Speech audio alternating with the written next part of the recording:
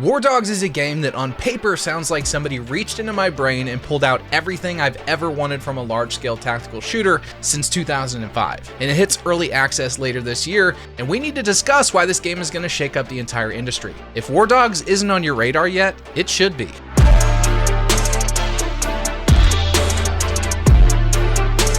WARDOGS is a combined arms tactical multiplayer FPS with up to 100 players split across 3 competing teams. I don't know how they're going to work that math out, but the core mode is an enhanced King of the Hill inspired by the classic Arma mod that a lot of us have probably sunk hundreds of hours into. There's a large control sector on the map that acts as a primary battlefield. Inside that sector, a smaller hot zone moves around. Controlling the sector earns your team points, but controlling the hot zone earns you double. And the first team to 100 wins. Each team has a home base that functions as a vendor hub, and the vendor system is where WARDOGS becomes a fundamentally different game. More on that in a minute. The matches run about 30 minutes if one team is dominant, up to 2 hours in a tight 3-way fight. With 3 teams, the dynamics constantly shift. If 2 teams are fighting hard over a hot zone, the third can reposition and set up for a more strategic overall map control. Or if one team is winning handedly, I could see the other 2 coordinating to even the odds. It's more chaotic, more strategic, and more unpredictable than anything a 2-team format can produce.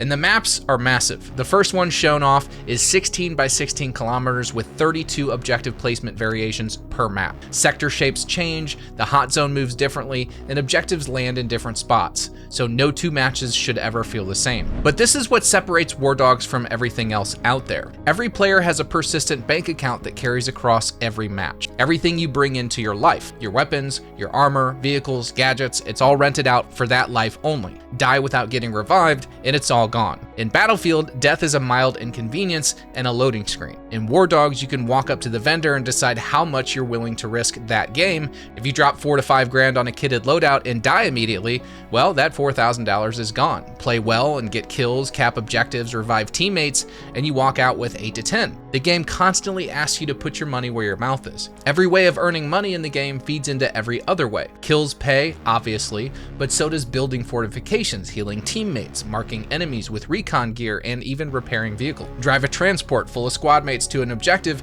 and you earn a percentage of everything that squad does when they get there. The economy shapes how you play without locking you into anything. If you're confident in your gunplay, you can dump serious cash into a premium loadout every life. Best weapons, heavy armor, all the attachments, make it back tenfold if you're fragging out. If you're broke or just cautious, you grab one of these free weapons from the vendor. We're talking 20-round magazines and maybe some light armor. At that point, you're flying on a wing in a prayer, trying to drop somebody carrying expensive loot so you can get it off their body. If you'd rather play support, medical equipment and defibrillators are a genuine moneymaker. Fast revives in combat are valuable, and the game pays you for every single one of them. Same goes for construction. Buy building tools, throw up fortifications around the map, and earn cash for every structure placed. Pilots who buy transport helicopters earn a percentage of everything their passengers do after they get off. So a $20,000 helicopter can return 50 grand if your squad performs. And if you really want to get weird with it, you can buy a truck, fill it with weapons and supplies, mark everything up to astronomical prices, and drive around the battlefield selling gear to other players through proximity voice chat. None of these are assigned classes. There's no menu telling you which one to pick. It just naturally happens when every action in the game is tied to money. At season's end, remaining cash converts over to gold bars,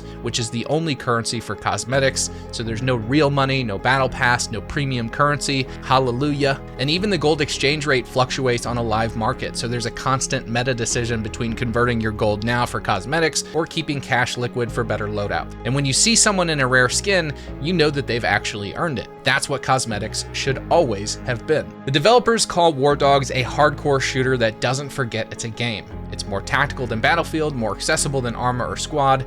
It's that sweet spot that a lot of us have been wanting since Battlefield stopped trying. The gunplay runs on fully simulated projectile physics, so you're dealing with ballistic drop, damage fall off at range, and rounds ricocheting off surfaces at shallow angles. Your choice of ammo type matters too, from armor-piercing rounds to hollow points, and picking the right one for the situation is going to be just as important as picking the right weapon. An unmodded AK climbs hard on full auto, but with attachments and recoil control, you can tame it. The game rewards learning your weapons. Armor runs in 4 tiers and works as damage mitigation rather than bonus health bars, meaning certain calibers can't penetrate higher tiers at all, but tier 4 locks out your fastest sprint and makes you visually bulkier, so everyone sees the walking tank coming. You've got the full combined arms vehicle lineup in here with tanks, APCs, jeeps, trucks, little birds, Hueys, and attack helicopters. And the team actually hired an aerospace engineer for the helicopter flight model, so there's a real simulation running underneath with accessibility assets layered on top. If you lose a tail rotor, a skilled pilot can fight to crash land. Lose the main rotor,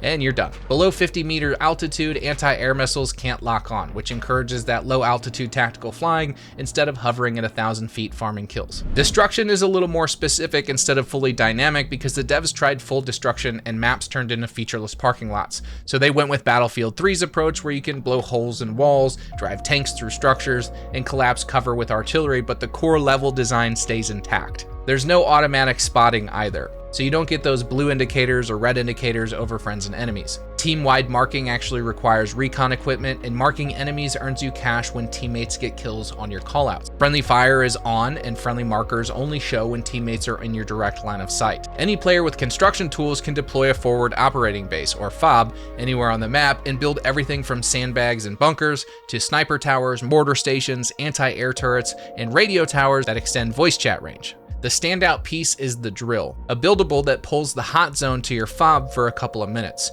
You get double points, but everyone on the map knows exactly where you are. If you can manage to hold that position, you generate massive points for your team, but if you lose it, you've just handed the enemy a buffet. Now, the developer behind WARDOGS is Bulkhead Interactive, the team behind Battalion 1944. That was a World War II shooter that got kickstarted in just 3 days on a promise of skill-based gunplay without the loot box nonsense.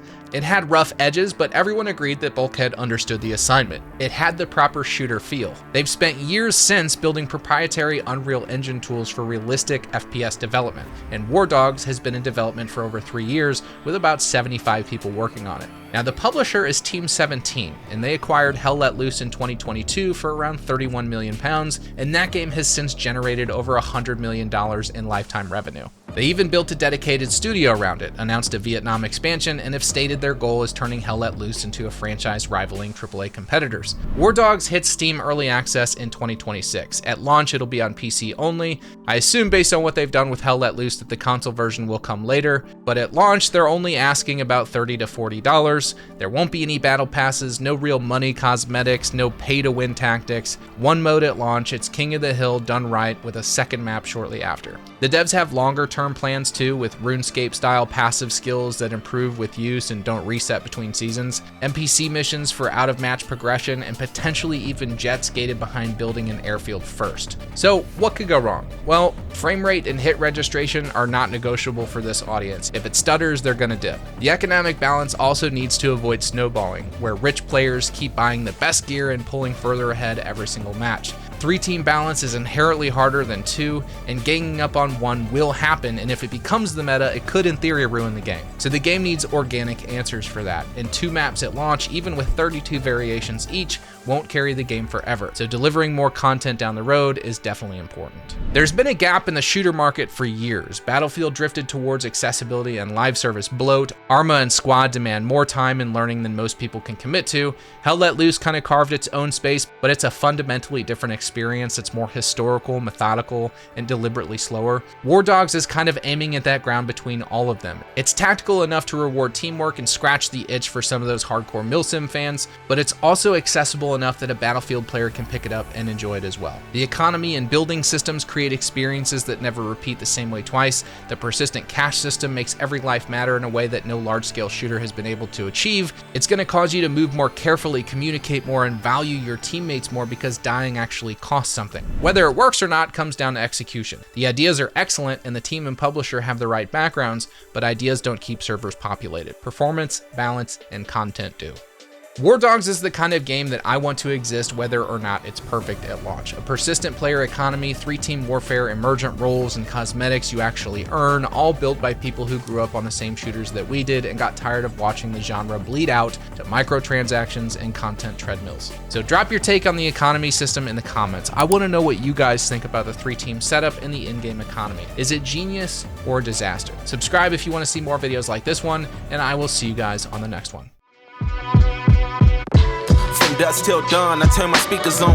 Why they wanna play with the king? I told them meet LeBron. There's darkness in my city, wrong moves and you won't see the sun. They be talking loud but never been where the creatures hunt and bleed for this dream. So why your eyes